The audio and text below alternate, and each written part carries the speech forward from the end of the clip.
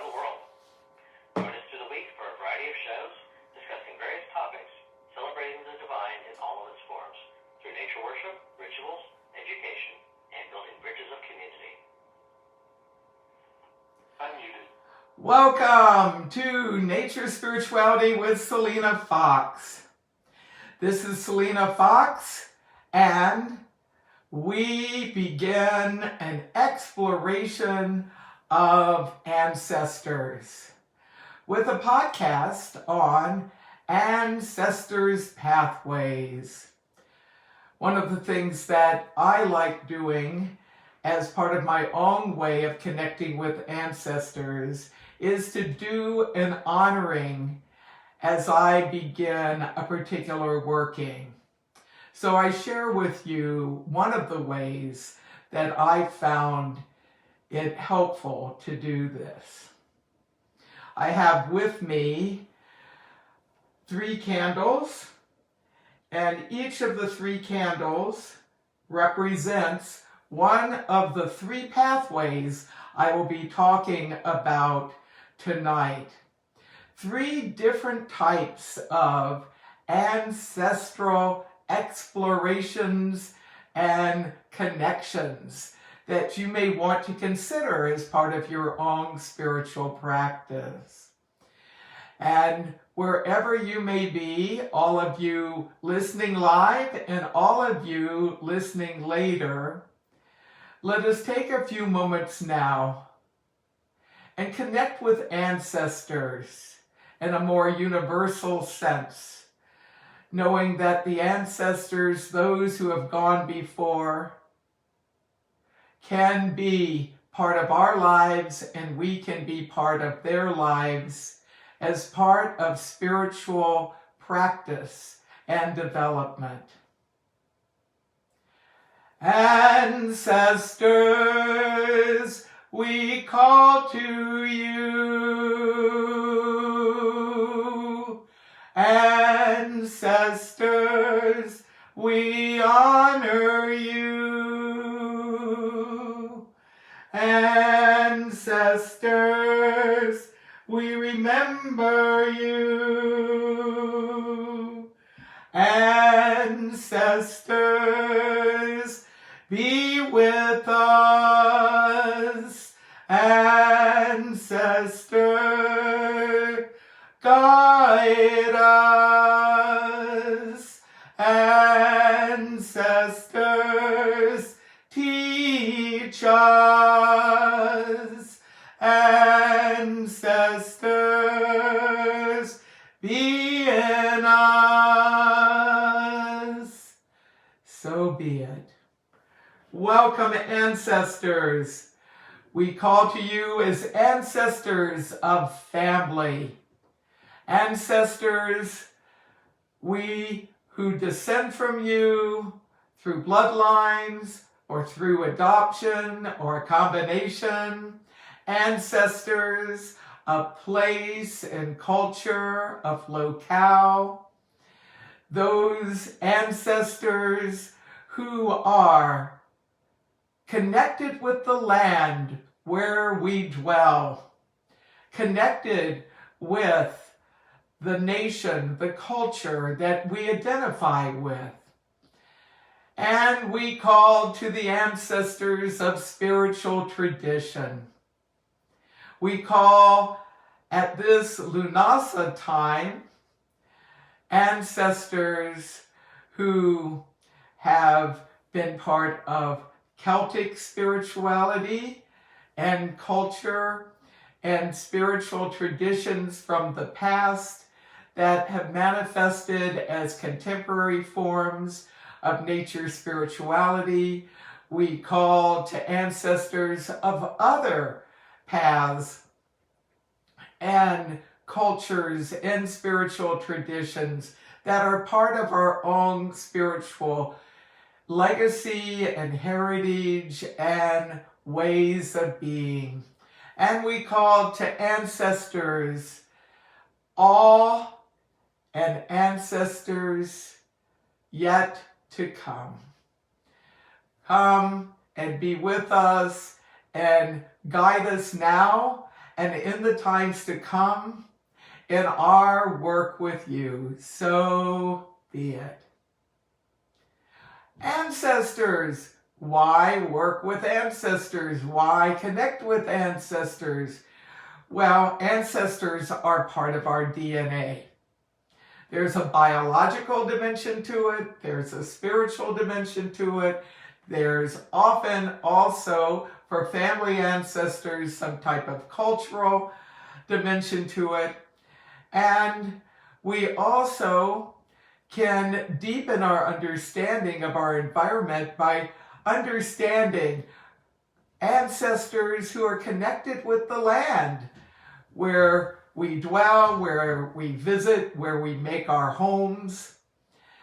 And one way of connecting with the ancestors of culture is to look at those individuals who have gone to the other world, who have died, that have had a profound influence on our nation, whatever country we're living in, whatever local area we're living in, whatever culture or cultures we identify with.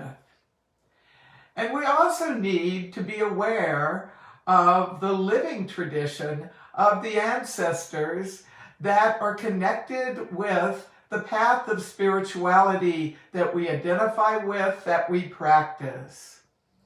One of the things that I have done over the years at Samhain time, which for me and others in the Circle Sanctuary community, and for many people who are practicing paganism and other forms of nature spirituality, Samhain is a time that's considered the new year, the time of endings and beginnings, a time for honoring beloved dead and ancestors. So at Samhain time, I typically will, in personal rituals and community rituals, call forth the spiritual tradition ancestors, those who have gone before with their writings, with their teachings, and those who have been in living memory. Yes, you might call them the beloved dead, and in some traditions, the mighty dead, because of their influences. Well, there are a variety of pagan elders who have crossed over during my incarnation, and I'm friends with a number of them, and they were part of my life, and I was part of their life. Now that they're in the ancestral realm, I relate to them as ancestors of spiritual tradition. Why connect with ancestors? It not only is a part of our lives on a biological sense and through our growth in each incarnation we're in, but by connecting with ancestors, we can expand our support network. We can learn from ancestors. We can receive help and support from them. And by remembering ancestors, we are able to support them in the ancestral realm.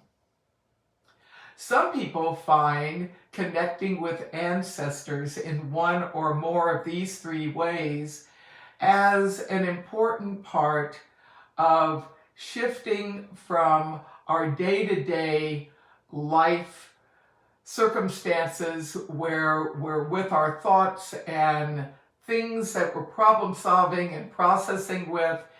By having ancestors as part of our spiritual practice, it's another source of divine inspiration, healing, transformation, and guidance. And I do think keeping alive ancestral traditions, not only as part of our practice, but being part of the larger community of people who are Wiccan, Druidic, heathen, animistic, pantheistic, and other forms of nature religion and nature spirituality, This is becoming more commonplace now across the different traditions of contemporary paganism and other forms of spirituality. And I do think it's important that we see community in some expanded ways beyond our here and now, the humans that we know and are connected with now. We also honor the place where we dwell and can connect with the nature spirits there and elementals and other forms of the divine, but by also including ancestors as part of our spiritual support network, it really expands our understanding of who we are, our understanding of life, our understanding of the mysteries of birth, life, death, and rebirth. I first started my ancestral practices when I was a young girl. I had close contact not only with my parents and siblings and the larger extended family, but had strong contact with my grandparents while they were alive, on my father's side, and my grandmother on my mother's side. I started understanding ancestral traditions from hearing family stories.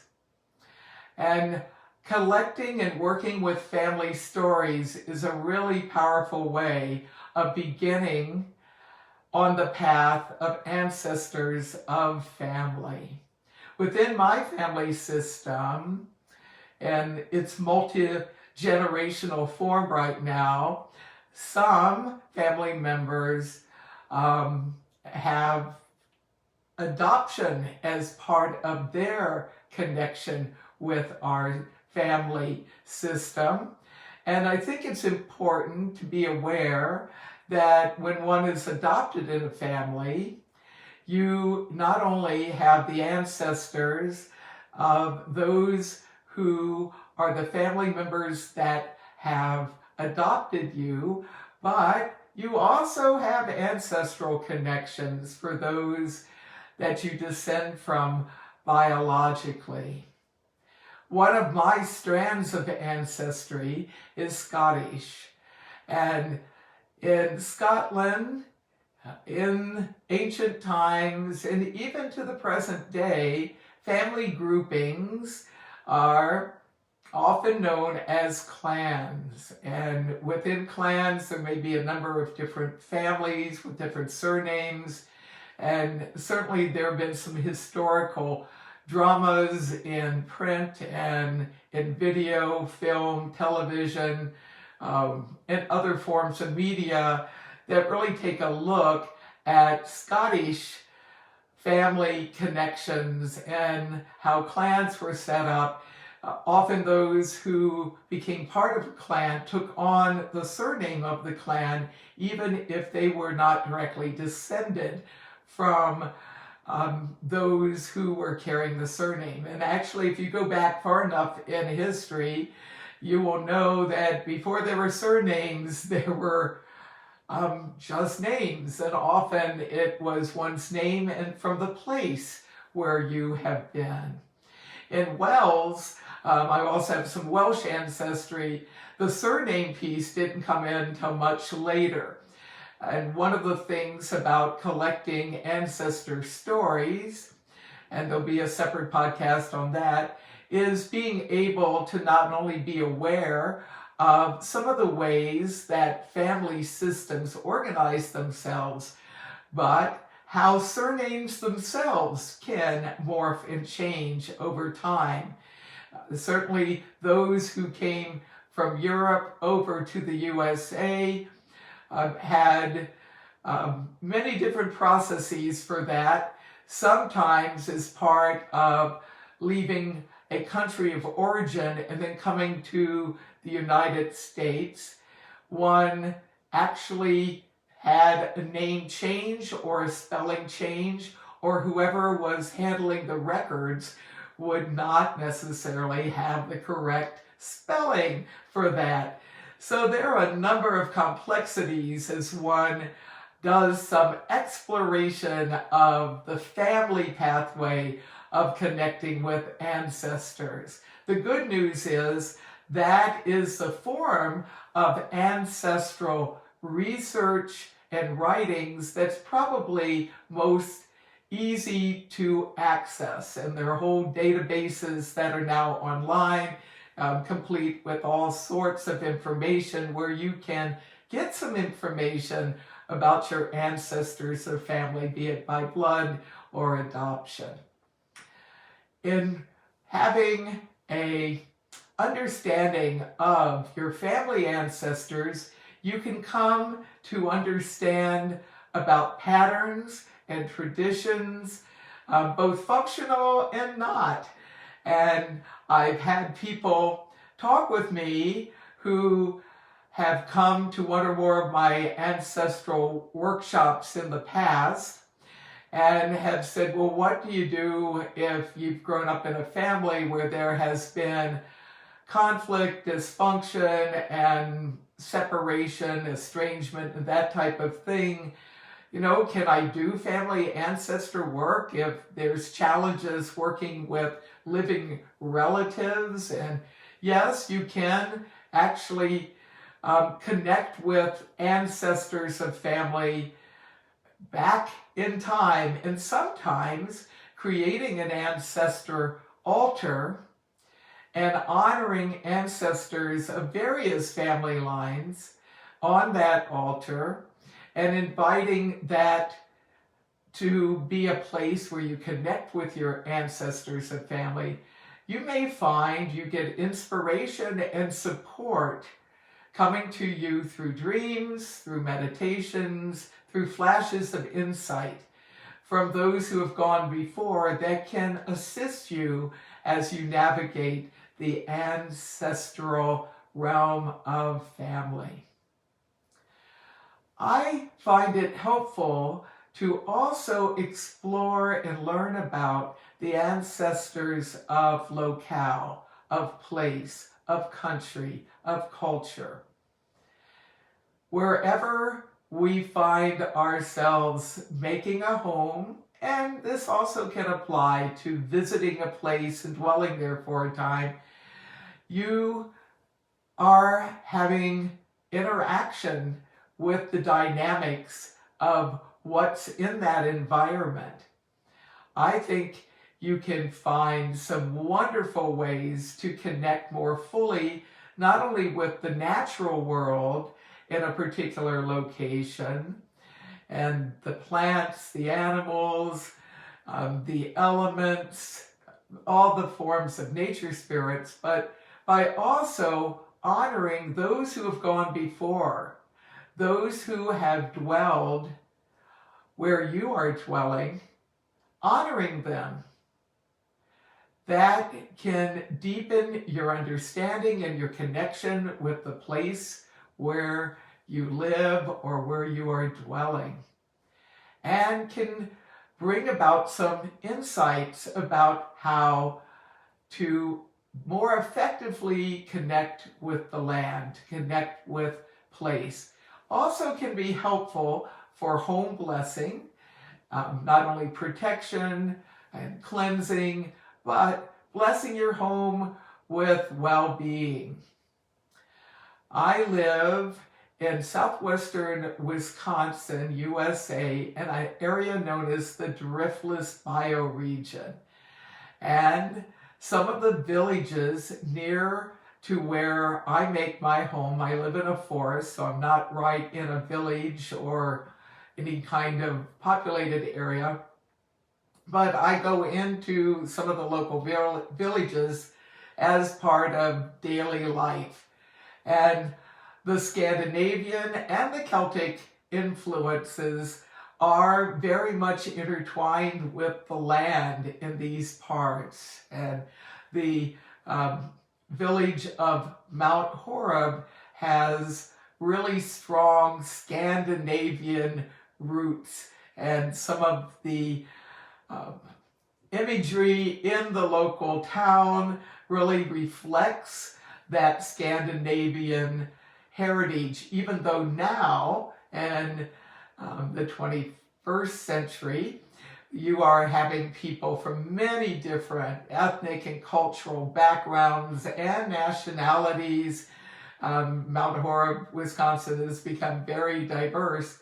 There's still at its foundation not only the Scandinavian dimensions there, but even before the Norse and other Scandinavian settlers came to the area, there are those who were there, who were part of Native, what many people call Native America. Certainly one of the tribes that I've had direct contact with, not only people in the tribe living today, but through spiritual practice, the Ho-Chunk, which in some parts of the U.S., in Nebraska, for example, the French name Winnebago has been retained by the tribe. In Wisconsin, that branch has gone back to the original name for the people.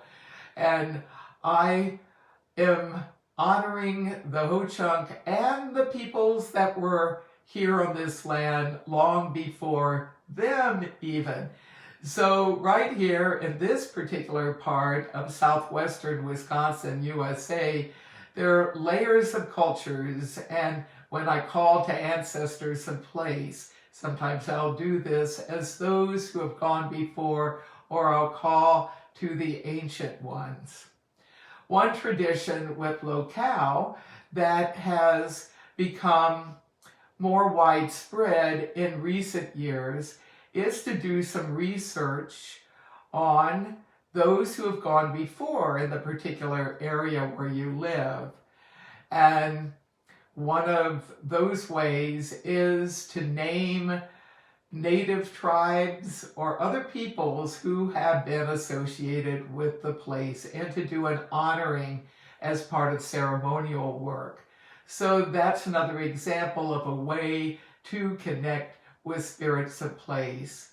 I connect with the ancestors of place as part of spirits of place rituals.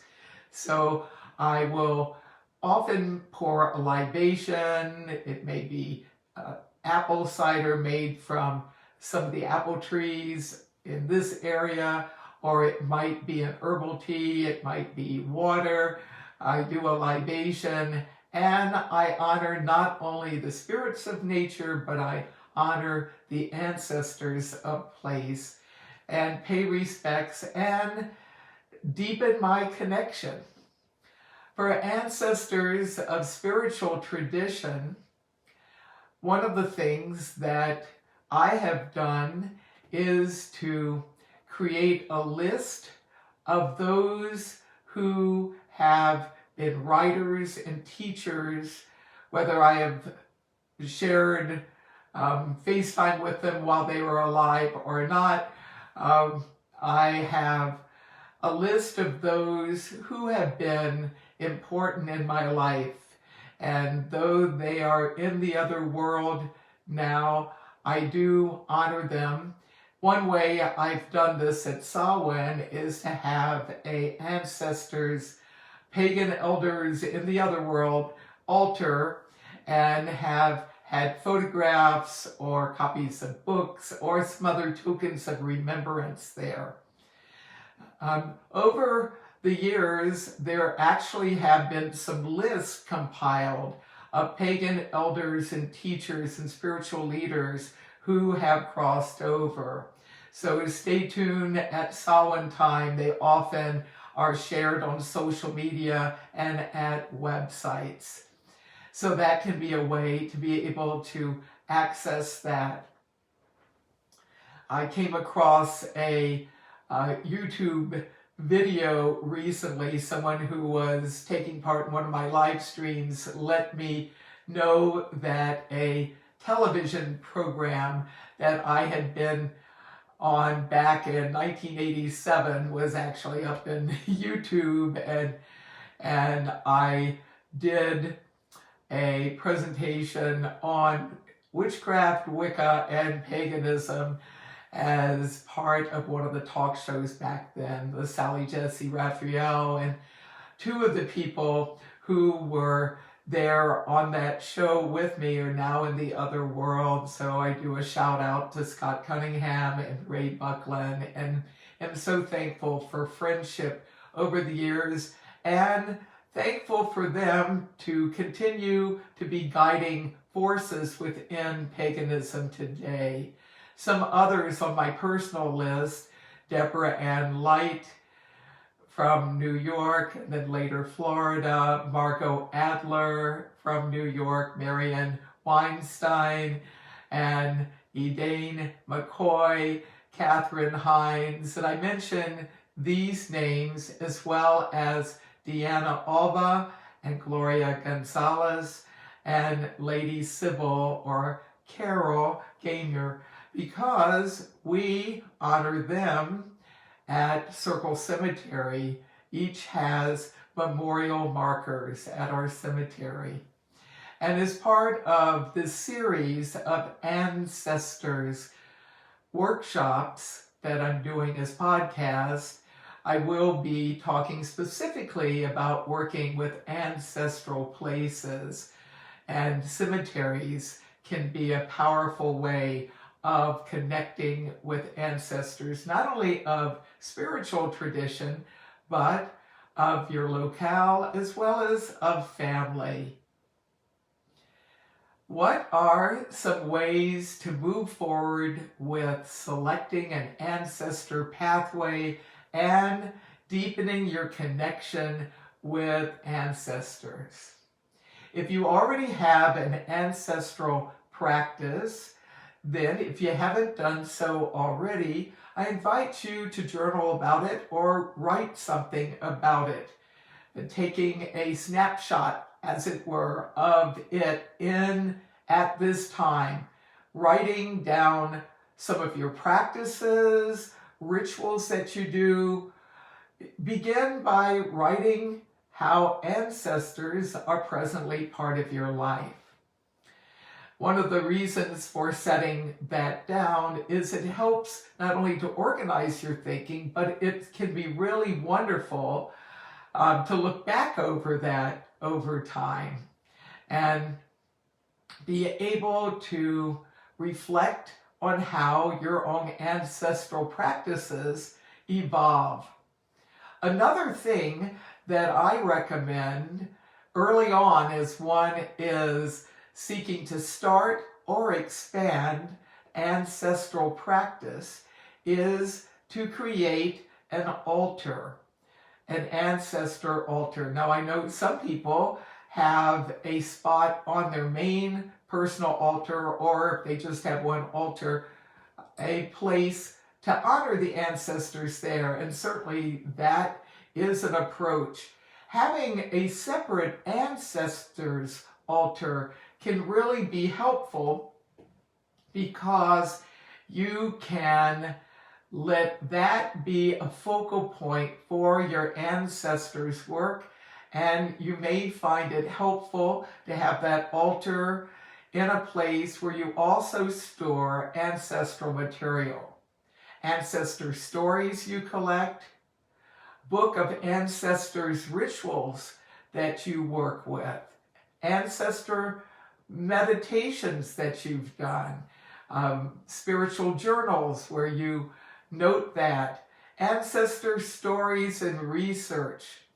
So one really powerful way of having an ancestral altar is to have materials representing the particular pathway or pathways of your ancestors that you are focusing on, and then tend that altar. You may want to do that daily or weekly or monthly at dark moon, new moon, or full moon.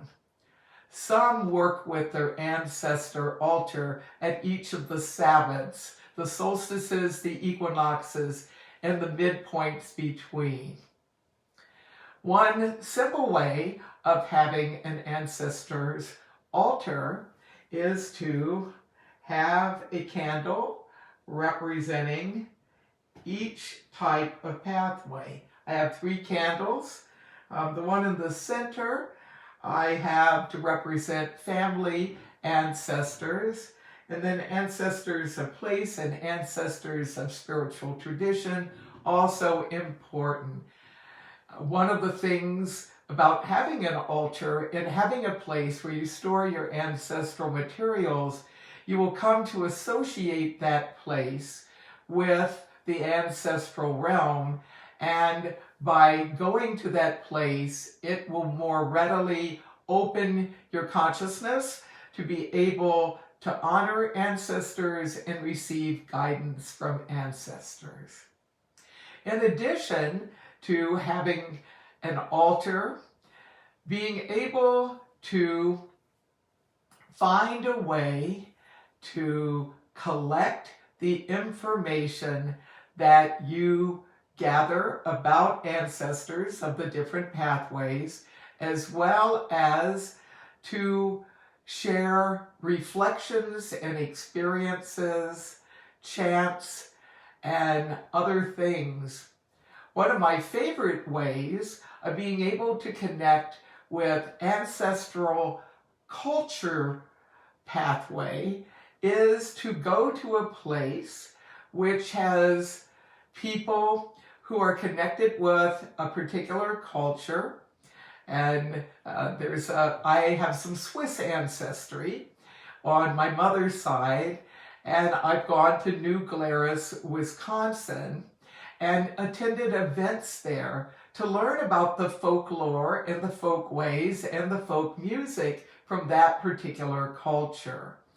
So it's within a short drive of where I'm presently living, and even though I have not found any family connections, direct family connections with any of the people presently living in this Wisconsin place, the strong connections that that community has with Switzerland are continuing to be reinforced with various festivals that are held during the course of the year. I also have some Germanic ancestry, and one way that I've been able to connect with that part of ancestor, of place and culture, has been to go to an event. A number of years ago, I went to German Fest, which is held in Milwaukee, Wisconsin. And there's many different festivals that have been held as during the summertime, and at the German Fest, I had a chance to sample food and drink and take part in music, dancing, and it was just really a fabulous way of connecting with my Germanic heritage. One of the great things about going to some type of conference or festival or gathering where there is a focus on a particular culture or ethnicity is typically there is going to be some tent or place where people who gather information about the culture are there. There'll be genealogical displays, and that can be a wonderful way of being able to learn about that particular part of your heritage. In addition to finding these creative ways to celebrate and connect with ancestral heritage, you can also find opportunities to talk with people that do genealogical research, do ancestral magic, rituals, meditations, and being able to connect with others who really see the ancestral realm as important, can really provide another source of information and support for the work that you are doing. So be aware as you do your ancestral exploration that ancestors can connect with you in a variety of ways. I recently have had some of my ancestral connections with this time of year bring me to study about sky gods. And I have spent part of my Lunasa 2022 really looking at some of the parallels with Thor and Perun and Indra and Tyrannus and Jupiter and Zeus, and have found it really fascinating that there is some real, even though these are different cultures, different civilizations, different peoples, some of the sacred forms of honoring divinities of the sky, of rain and lightning and thunder, and the oak tree. It's been fascinating to see a multicultural journey through that way of connecting with spirituality. And I do see that part of my own heritage, Germanic and Scandinavian, have helped me also come up with understandings of how ancient peoples celebrated harvest, as well as my Scottish and Welsh and Irish and other Celtic heritage, being able to look at traditions that are connected with this particular Sabbath. In celebrating the seasons, a really powerful way is to have a seasonal altar and do a blessing of that seasonal or Sabbath altar by calling on at least one form of ancestor to be present with you. I call to the ancestors of family, the ancestors of locale, and the ancestors of spiritual tradition as I have put together altars to celebrate each of the seasons. For me, working with all three is a really important part of my own spiritual tradition.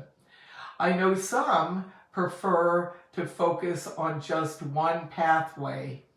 And if you don't know much about your family history yet, you might pick one of the other pathways to explore.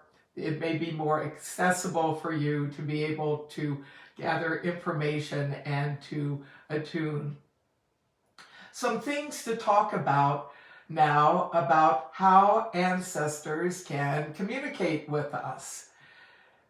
Certainly being open to the idea that our support network is not only humans that are incarnate right now, but it's multifaceted, where you not only connect with animals and plants and divinities and nature spirits and earth, air, fire, water, spirit, and spirits of place, all of that, but that ancestors can also be part of that mix.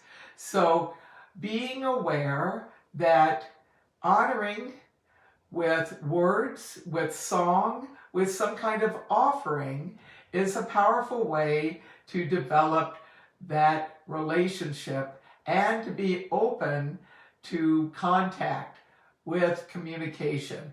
I do think, as with any type of spiritual work, it is important as you do this work to cleanse yourself, cleanse the place where you're at, eliminate distractions, dedicate some time and space to doing the ritual, the meditation, the spiritual practice in which you'll be honoring ancestors, and then do a spoken chant or prayer or blessing, or if your circumstances are such you need to do that through self-talk in your imagination, that can work. If you can sing, so much the better, or to chant or intone. And once you have called to the ancestors and honored the ancestors, you may want to present some type of offering. Some people kindle a candle for each ancestor or each type of ancestor. Some people kindle incense. Some people will use fruit or vegetables or herbs that have been newly harvested or gathered. Some may have a libation bowl and will pour a beverage into that bowl as a way of honoring the ancestors. And then after the practice, then to take that bowl of the offering fluid and present it outdoors to nature as a way of releasing it. Now, some people like to keep their offering bowl on their altar for at least a day after doing an ancestor ritual, and some people will go and release offerings pretty much right after the rite. So that's pretty much up to you as to what you think is most effective. So having a time and a place, having a practice, being centered, and doing an honoring, a calling, and then being silent, reflecting, listening. You may want to have a journal and a pen and to write down things. That's kind of old school, or maybe you have some type of device with a voice memo where you can speak into the device as a way of sharing impressions. I have found that ancestors, after I have called and honored them, I may get a sense of them in the form of a calmness. I feel a support. Sometimes I get what I call chills. I actually experience a physiological sensation. Some people call it goosebumps or whatever, but I found was, as I've done some ancestral research, when I've hit upon something that is an important clue or something I need to pursue, I will actually experience an ancestor's rush or chill, a sensation. I've had ancestors connect with me in spontaneous ways. Back in the 1970s, I happened to go into a public library with a friend of mine. A storm was coming up, so we were seeking shelter. And I thought, well, it might be good to go and do some exploration of ancestors. And as I walked through the stacks, literally I came to a section with a book that had information in it for me about a particular ancestral line on my father's mother's lineage. And sometimes synchronistic things will happen just like that. Or I may be happening upon reading a book or taking in some other information, and then all of a sudden as I'm reading along, something will just flash in my attention that causes me to pause and be aware of what I'm experiencing. Now, I get ancestor info in a variety of different ways, and I don't always have an ancestor rush or even something coming in a real linear type guidance, spoken words in my imagination, in my intuition.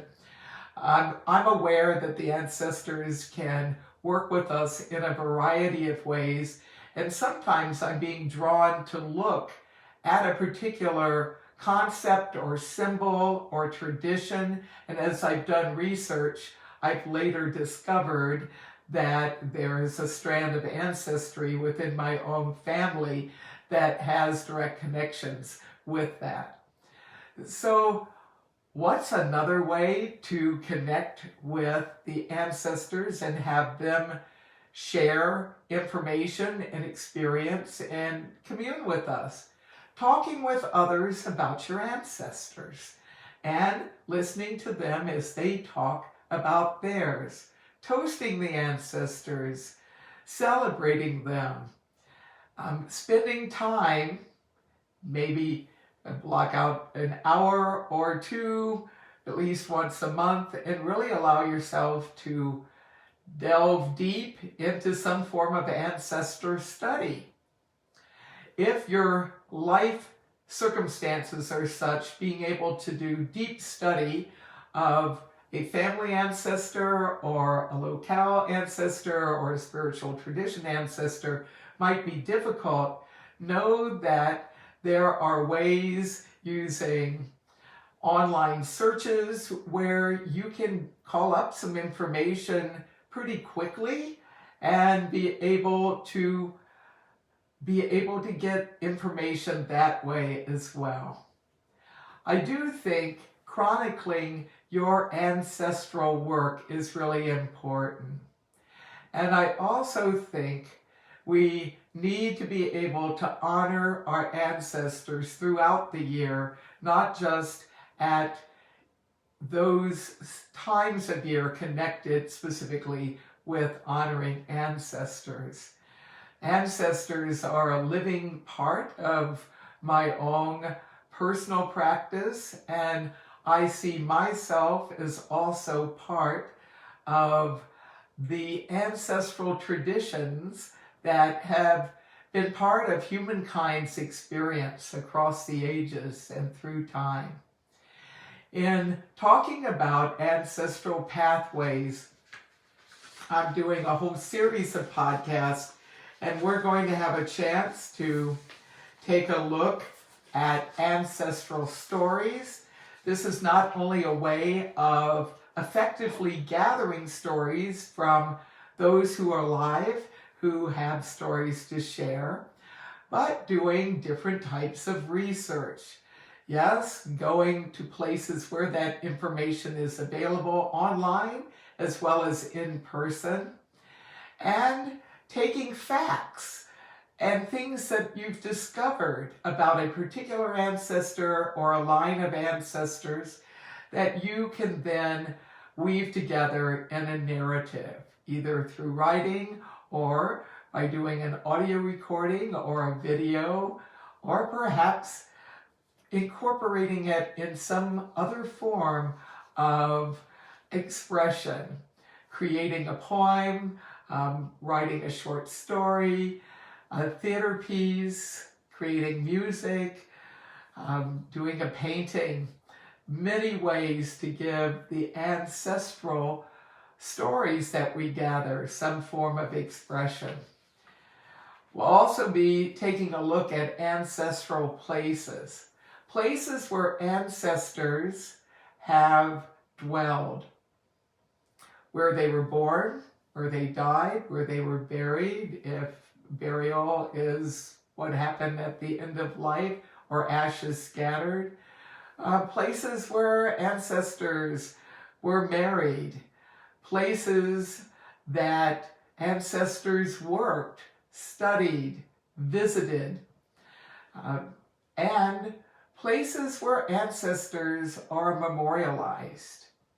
At Circle Cemetery, we not only have the individual grave markers in the oldest part of our cemetery, but we also have a ancestors and beloved dead main altar where those who visit our cemetery who have ancestors they seek to contact that do not have a gravestone, tokens of remembrance, or any of their remains at our cemetery per se, we have a more universal ancestors and beloved dead altar. And some other cemeteries also have places which can serve as a kind of portal for doing that kind of work and honoring.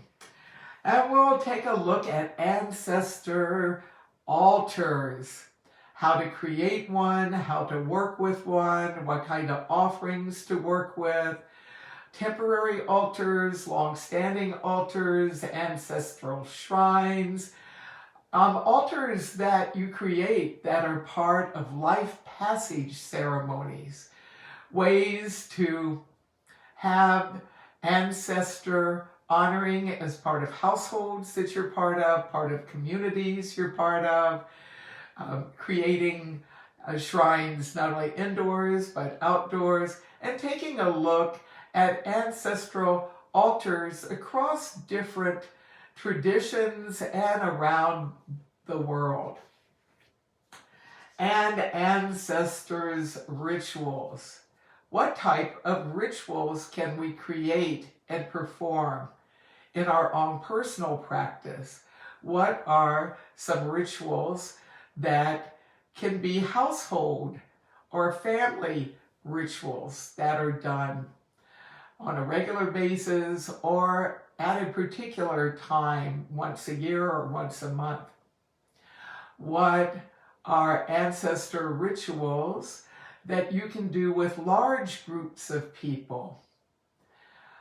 What are ancestor rituals that you may want to weave specifically into Memorial Day or at Samhain or other times that are connected with ancestors?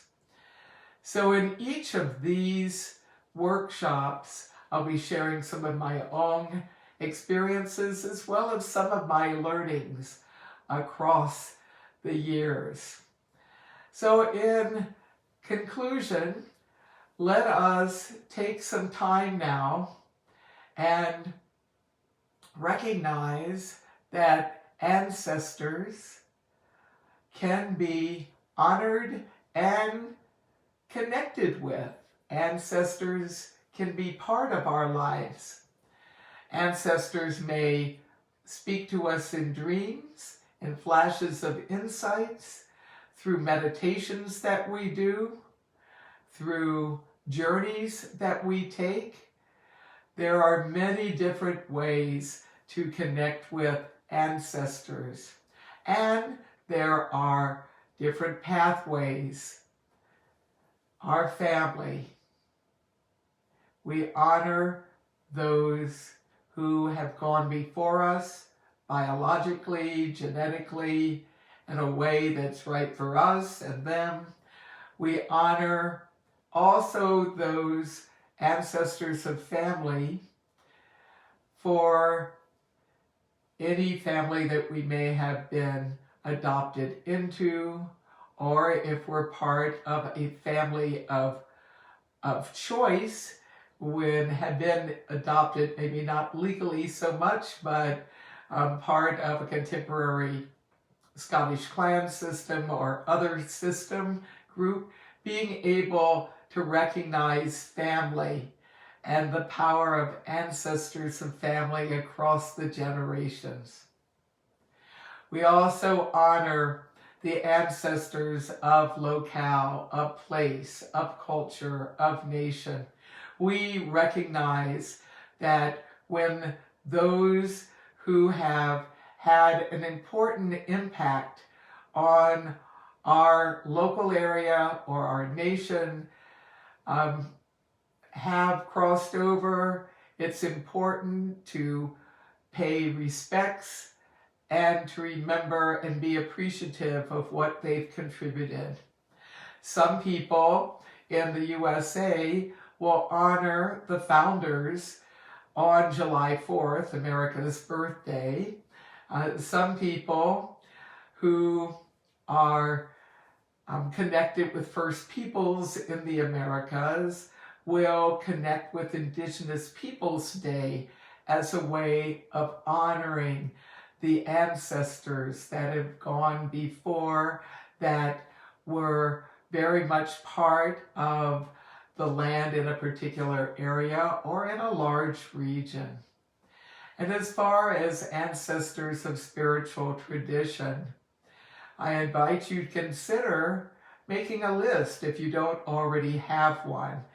And who are those who have been important to you in your practice? If you consider yourself pagan, it wouldn't necessarily have to be a pagan leader. You might be influenced by a mystic from the past who has also spoken to you as part of your development. So being able to work with those who are part of the spiritual path or pathways that you are practicing also can be helpful. Where can you get some more information about ancestral pathways? I have a YouTube channel, Selena Fox, and Circle Sanctuary has a YouTube channel, Circle Sanctuary, and CSNP, Circle Sanctuary's Internet Radio Networks, Circle Sanctuary Network Podcast is what CSNP stands for.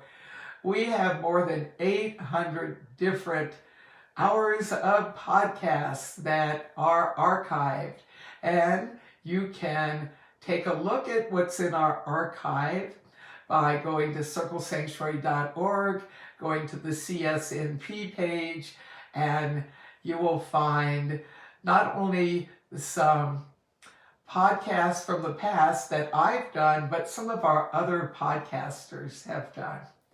And of course, there are books that have been written about work with ancestors as a whole and in particular traditions.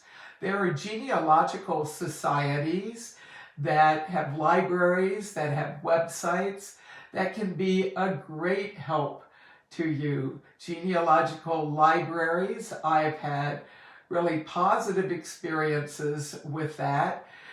When I first started doing genealogical work as decades ago, before the internet really became a good tool for that, I found myself in a lot of libraries and courthouses and archives, as well as at various places, including cemeteries, which had information.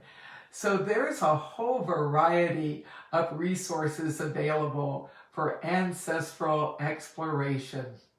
In conclusion, if you call on the ancestors, also important to thank the ancestors for the relationship, for any guidance, for any blessings that you've received. Ancestors, we thank you. Ancestors of family, ancestors of culture, locale, and nation, ancestors of spiritual tradition, ancestors all. Thanks for hearing our call. Thanks for your blessing. Thanks for your wisdom. Thanks for your guidance. Thanks for your teachings. Thanks for connections. Ancestors, we thank you. We remember you. We thank you. We remember you. We thank you. We remember you.